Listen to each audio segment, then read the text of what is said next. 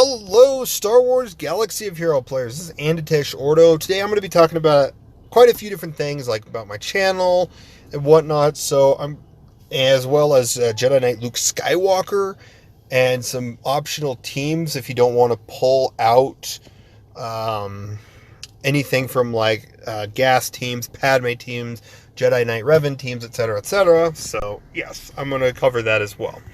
But first up, I'm just going to say this. I will be covering a bunch of... I'm actually getting back more into the recording and editing and stuff. So I will be bringing out more videos. So the next, I think 5 Fridays, I'm going to be having an extra, 5-6 videos that will be coming out. And they will be covering the rest of the reworks of all the different factions that are still in the game that I haven't, fully covered yet. As of June 17th, 2020, on the 16th, I released the Sith one. And then you will be getting another one here soon for this Friday. And then after that, every Friday after that, we'll have one. I'll still be getting other random videos up as well that will actually go into that playlist, but as some others. I'm also going to be doing a new playlist, or a new series on SWGOH, or Star Wars Galaxy of Heroes improvements, kind of like the home improvement show, but I'm going to be going over improvements on how CG could actually utilize and fix this game. Because honestly, I just got off of work today and I saw a video clip of Mobile Gamer. I guess he's going to be... I haven't seen the video yet. I've just seen it on YouTube when I was looking through some videos while I was listening to something on the way home. And he actually he's quitting until the game improves, which is kind of sad. A lot of people are quitting, and that's disappointing. But at the same time, Capital Games has not been communicating with us for this game. This game's just been kind of in the air. We still have stuff to do in the game, but it has to come around when it does, and then when it doesn't, you're bored. Other than leveling and gearing and stuff, and even then that still gets boring, especially the bottleneck. And I'll be covering that in the video too. So yeah, I'm going to be covering. But yeah, that's what I'm going to be covering with my channel. I will also be doing other recording videos between Star Wars Battlefront, any other future videos. I will eventually get... I may also record Star Wars or live stream. Because I haven't got the game yet. I know I'm way late. It came out in October of last year, but the Jedi Fallen Order, I still need to get that so I can be ready for Jedi Fallen Order 2. But right now I'm kind of in a financial dip, especially with the coronavirus stuff. Yay. So I'm going to eventually begin other videos outside of Galaxy of Heroes for Magic the Gathering, other Star Wars games, Empire. I may even do some Empire War games, see if I can get those to work right. I'm going to be doing, random, because I did grow up playing the games, Pokemon games. I'm going to do some of those, as well as from the Firefly Studios, Stronghold Crusader, Stronghold 2. I'll do some random videos on those, just to get some content out there, to get, broaden the horizon of what I cover. But going on to it, though, I'm going to go ahead and cover Jedi Knight Luke Skywalker.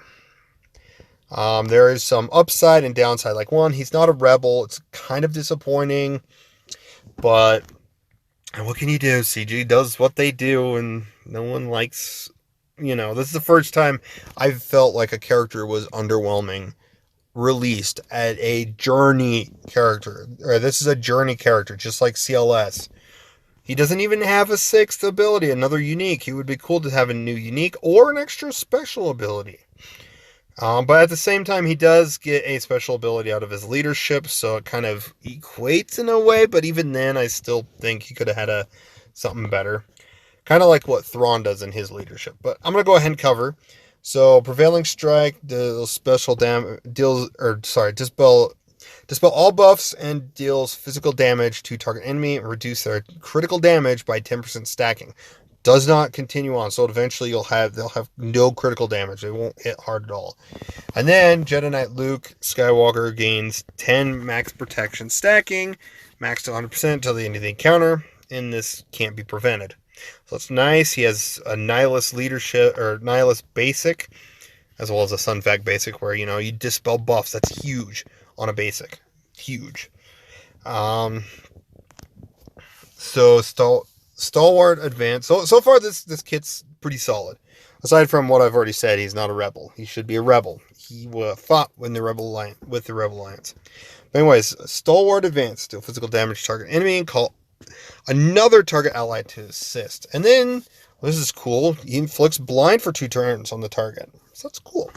It's cool we get to see blind as another, debuff come in more. Jedi Knight Luke Skywalker gains Jedi Will for 2 turns, which can't be copied, dispelled, or prevented. If target ally is a Jedi who is not Old Republic, this is one of the downsides. Can't use the 4 Old Republic Jedi. Jedi Revan, Jolee, Juhani, and Jedi Bastila. They also gain for Jedi's Will for 2 turns. Jedi's Will, 100% counter chance, 25% offense and speed, and all attacks ignore defense. So that's actually huge. That's a really good thing. It would have been kind of crazier to actually, if it was on Luke Skywalker himself, he actually ignores taunts. It'd be kind of cool to see. Repulse inflicts stun and vulnerable for stun for 1 turn and vulnerable for 2 turns on all enemies. Until the end of the encounter, all enemies lose 10% max health and protection, stacking 50%. What's nice about this is it still affects Galactic Legends, and that's awesome. Repulse on raid bosses just deals physical damage 3 times, vulnerable for 2 turns. And then it can't be evaded or resisted. Awesome. All right, here's what I hate and I would like to see an improvement on, and I'm going to throw my idea on how to improve it. So first off, the best thing about this is all light side allies. That's just the best part. They have 15% critical chance and critical damage, doubled for Jedi allies. This is how I would reword it and, buff it in a way. All light side allies have 20% or 25, if they want to go 25, that's fine. 20 or 25% critical chance, critical damage, and critical avoidance, and doubled for Jedi and Rebel allies. That would make the most sense for this character. At the start of each of Jedi Knight Luke Skywalker's turns, all enemies are reduced to his base speed until the end of the encounter, and their base speed can't be increased after their speed is set. So that is interesting. His base value is recorded at the start of the encounter before any buffs or debuffs are applied. The speed alteration does not affect raid bosses, does not activate if an enemy, so a mirror match, also has a similar ability, or a Galactic Legend. So unfortunately, it does not shut down Galactic Legends, doesn't slow them down. But then again, I don't see why it wouldn't hurt, because Galactic Legends will still go first anyways. So, slowing Galactic Legends down would be kind of nice. At the start of the encounter, all Jedi, including Old Republic, again, are granted Heroes Arise. Dispel all debuffs on all allies. Then call all Jedi allies to assist. So at least it still calls all Jedi to assist, even Old Republic. Dealing 20% less damage. All Jedi allies, excluding Old Republic, recover the 25% health and protection. And gain Jedi's Will for 2 turns. Then Jedi Knight Luke is granted 100% turn meter. The ability on this is shared. Cooldown is shared between all allies who have a Heroes Arise, and is immune to cooldown manipulation. So it's not bad. So for the most part, this kit is actually pretty solid. I just wish they would update, give him the Rebel tag and update that leadership a little bit more. Each time Luke Skywalker is damaged, he gains Jedi Knight Resolve. He gains 5% turn meter and offense, stacking up to 25% until he uses Prevalent Strike on his turn. When he attacks out of turn or is critically hit, he gains 2 speed, stacking for max of 20 until the end of encounter.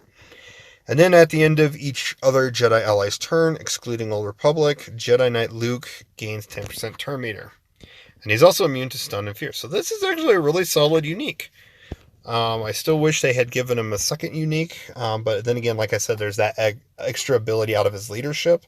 So it's not like it's going to be that devastating, but then again, he's also buffing like all other Jedi, all other characters under him that get that bonus. All non-Old Republic Jedi will get that bonus um, special ability. So that's actually cool. So I don't know. I'd say like a 7 out of 10 on him. I could definitely see Luke getting a little bit more. At least we're getting a new Luke, so I'm glad for that. But and I will say one thing. Everyone's worried that this is the end of the game. I don't see it. I see there's still more to it. All right, so here, okay, so first off, CLS is standing in because I do not have, because the update just happened today. So yeah, and it doesn't come out till tomorrow. But just pretend that's the Jedi Knight Luke.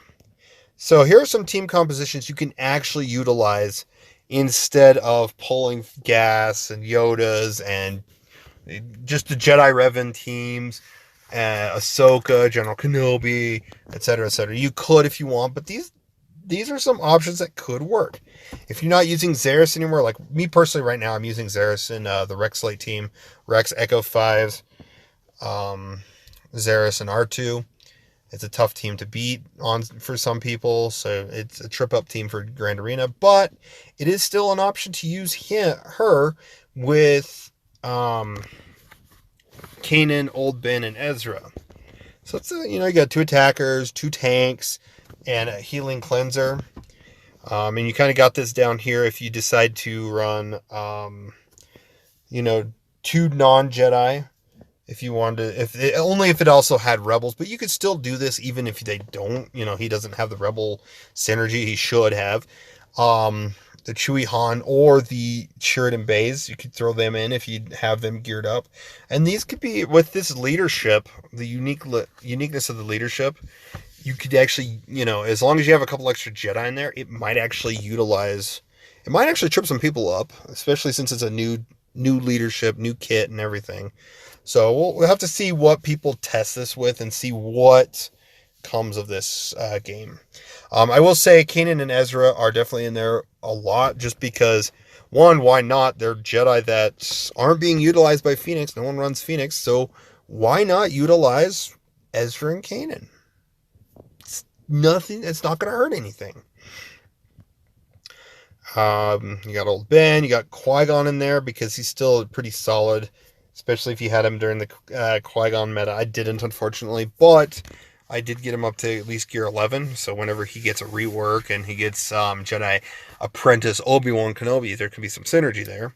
I threw Mace in here because some people have him geared from gear 11 to Relic 5 or 7 or whatever, somewhere in there. And they could still probably utilize Mace Windu in here. Maybe he could be viable, so we'd have to see. There's also R2 and 3PO. Unfortunately, Luke wouldn't get the basic bonuses of exposing, but he'll still be able to hit those exposes with his repulse, and especially if he has his Jedi's will. So there is another team I could suggest I just thought of.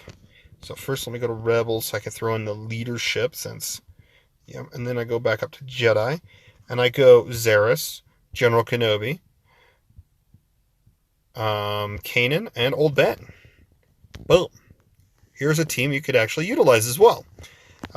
Just because it's all tankiness and the only attacker is Luke, where the rest of the team is based on surviving, keeping the damage off of Luke, taunting, just all in general. So, and I wouldn't mind, and actually I don't see it being a problem, as Kenobi and Zaris are really, really, viable teams. If you do want to pull Kenobi away from Padme, I would also suggest if you do that, at least throw Clone Wars. If you have a decent geared Clone Wars Chewie, throw him in there because he's still really good.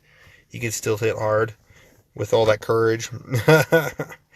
But yes, this is just the teams I would suggest if you don't want to pull any other teams out there away from, like I said, the mentioned teams. So let me know what you guys think in the comments below about Luke Skywalker's kit. Do you like it? Do you hate it? What would you like to see different from it? But yeah, thanks for watching, and you guys have a phenomenal day.